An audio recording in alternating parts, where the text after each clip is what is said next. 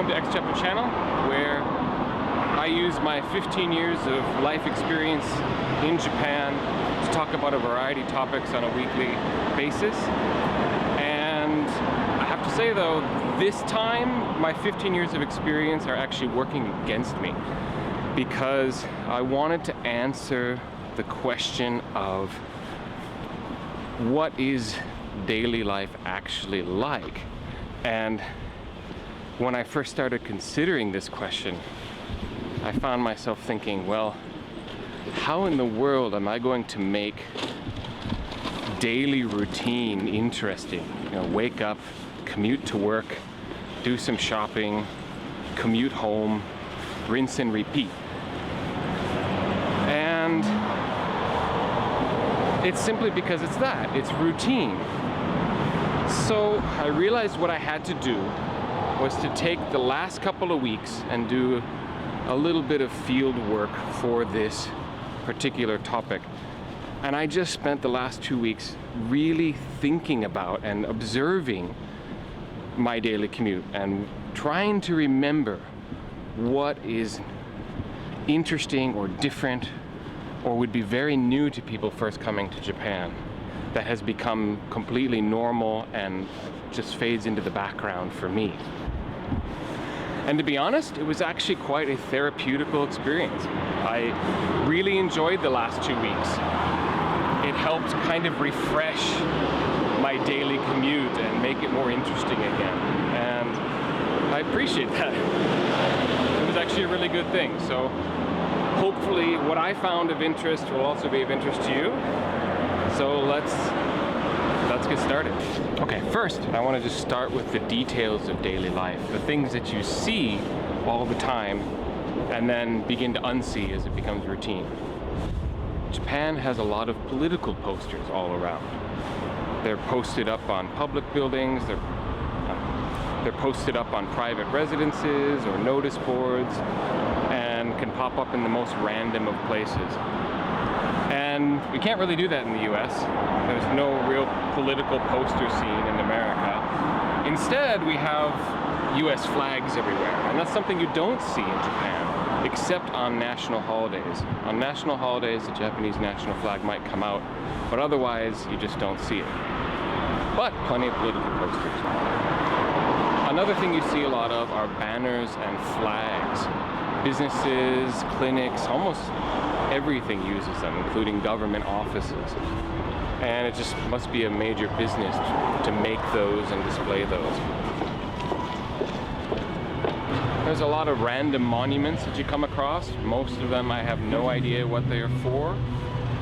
And there's lots of other cool details like city-specific manholes. And oftentimes in your daily commute, you have to walk through shrines and temples to get to where you're going.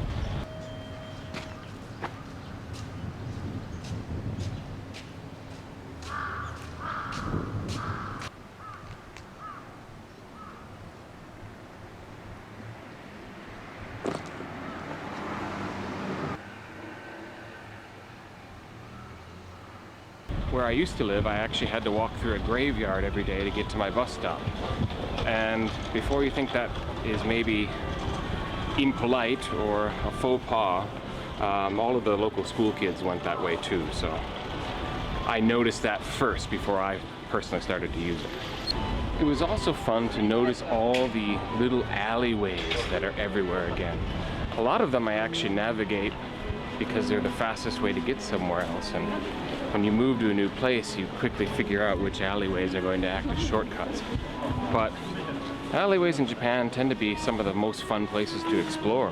Some of the best restaurants in Tokyo and Yokohama will be found down really narrow streets. Of course, there are things that are not so beautiful to look at. And Japan is pretty famous for its concreting of its waterways.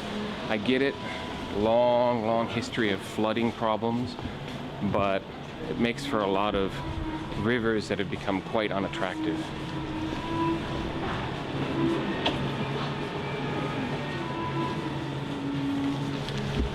Other things include the tangle of wires overhead, and also mirrors on a lot of corners that have to be used to navigate.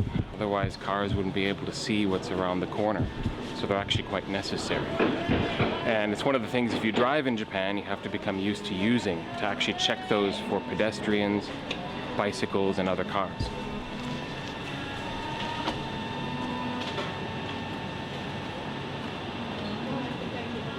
And of course, Japan's famous garbage sorting situation means there's the ubiquitous garbage stations everywhere.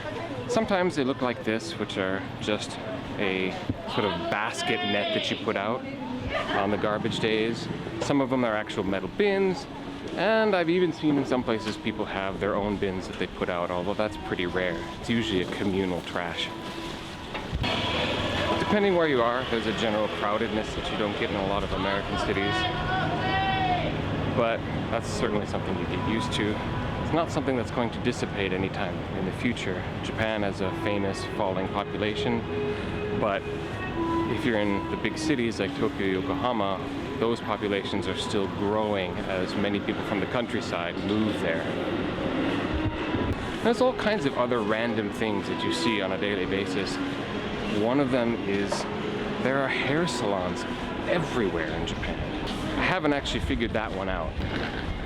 I haven't quite figured out why there seems to be a really heavy concentration of hair salons per capita in this country. Clinics too, but that one I understand because in Japan they don't really need to have to come together in conglomerates and make large clinics. They can survive as neighborhood clinics, and that's actually where the money often is. I've spoken to medical students about their future plans or dreams, and do they want to work in a big hospital, do they want to be in the countryside or in the city, and the real dream, because it's the way to make the most money, is to open your own clinic and hope that that is successful. Maybe hair salons are the same way. That's a weird thought.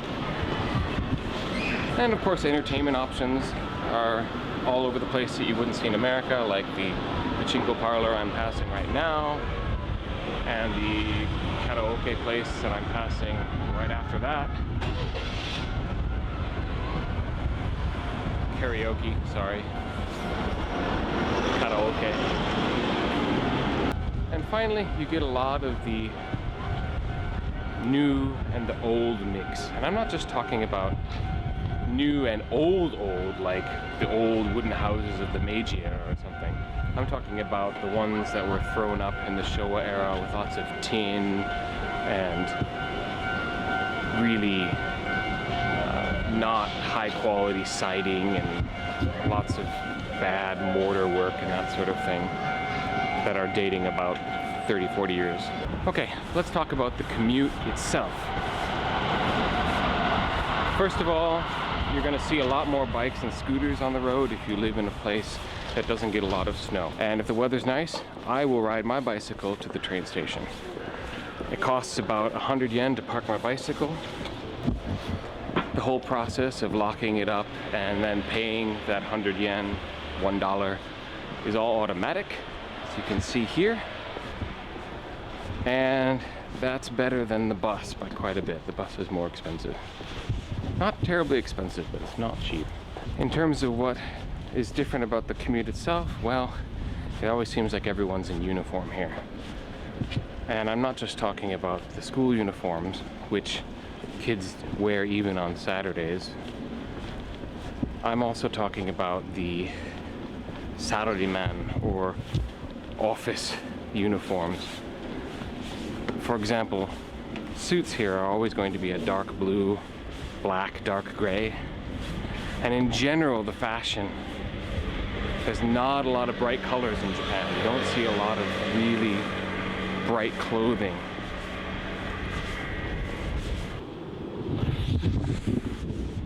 Not much free parking in Japan. And yes, there really are vending machines all over the place. I'm wandering in a rather quiet neighborhood now, and there will still be vending machines placed here and there. Buses and trains, of course, now are all entirely automatic. You can use a IC card to pay for everything along the way. And if you do come to Japan, I actually recommend you do that because it's just more convenient. And if you're like me, you secretly want to kind of look like a local when you travel someplace. So it makes you look less like a tourist if you're using one of the IC cards, like a Suica or a Passmo. Here I've walked about 30 meters.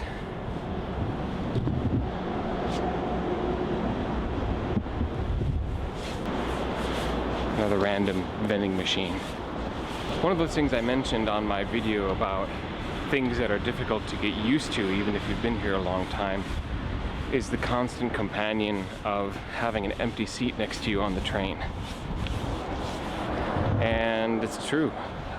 Almost every morning when I get my seat, the train will fill up and the one seat that's open next to me will either be last to be filled or not get filled at all. And I guess I've learned to make that seat my friend. It gives me a little bit extra space. One more thing worth mentioning is these. You just see masks on Japanese people anytime, anywhere, on the train, in public, walking about. Has nothing to do with the coronavirus or anything else. Or, you know, after Fukushima, there were all these reports and the newspapers had things on people are wearing them because of the radiation. No, it has nothing to do with that either. It's just a part of Japanese culture and manners of being on public transportation and the sort. If you've got a cough or a sneeze, wear a mask. Or if you've got allergies, it helps a little bit. Gotten a little lost, but I turned the camera on just to say that this is a pretty standard Yokohama neighborhood. You get away from the stations, you get away from the shopping streets, and just quiet residential areas. And if you hear me breathing hard, it's because in Yokohama everything's on hills. It is a hilly city, which is one of the things that really sets it apart from Tokyo. Sure, there's hills in Tokyo, but Yokohama is kind of known for hills everywhere. I mean, you can see that ridge in the back up there.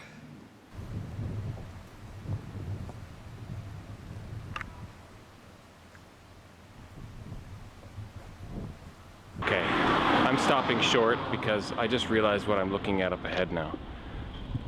Check this out.